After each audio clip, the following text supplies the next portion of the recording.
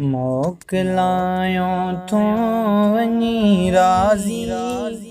थी जा रमज़ान तू तुझी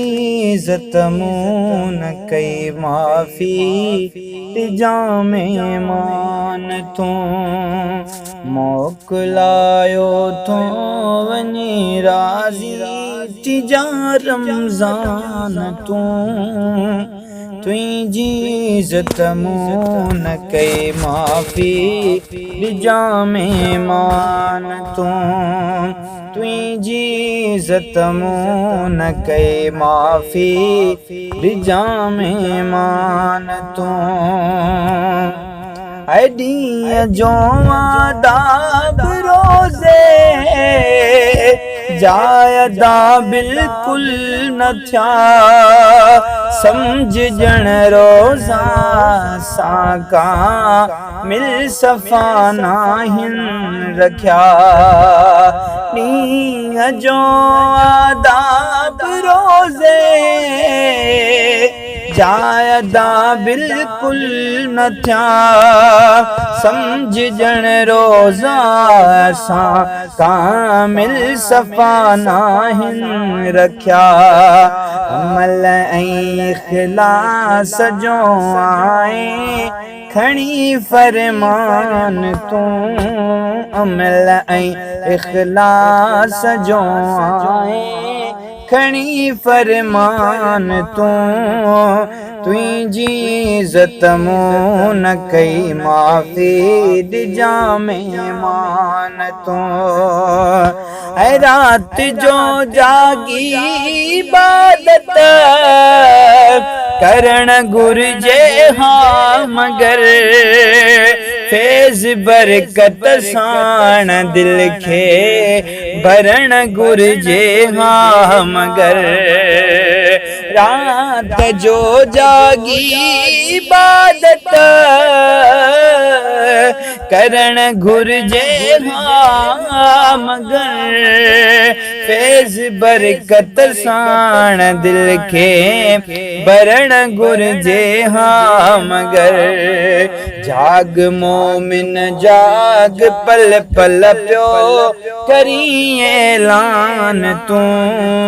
जाग मोमिन जाग पल पल पियो करी ऐलान तू तुझी इज़्ज़त मूं न कई माफ़ी तिजा मेहमान तू है बेक़दर आयूं असां तुई जो कदर कोने कयो रात काथे भी असां जागी फजर कोने कयो अदब बेक़दर आयूं असां तुई जो कदर कोने कयो रात काथे भी असां जागी फजर कोने कयो मेहरबानी सां ॾिजा राज़ी करे रहमान तू मेहरबानी सां ॾिजा राज़ी करे रहमान तू तुझी इज़्ज़त मूं न कई माफ़ी तिजा रमज़ान तू मोकलायो तो वने राज़ी तिजा रमज़ान तू तुझी इज़्ज़त मूं न कई माफ़ी तिजा मेहमान तू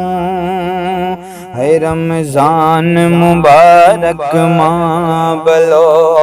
अज मोकलायो थो वञे है मूंखे ॾेई विछोड़ा वरियन जा मूंखे ॾेई विछोड़ा वरियन जा अल्लाह पूर पायो तो वञे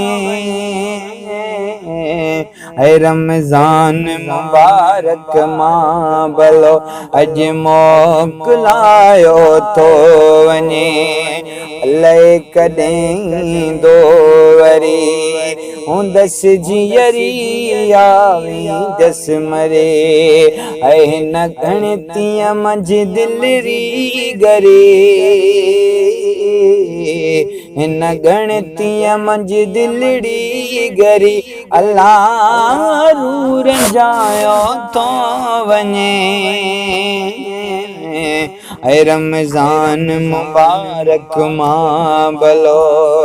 ओ भलो मोकलायो थो।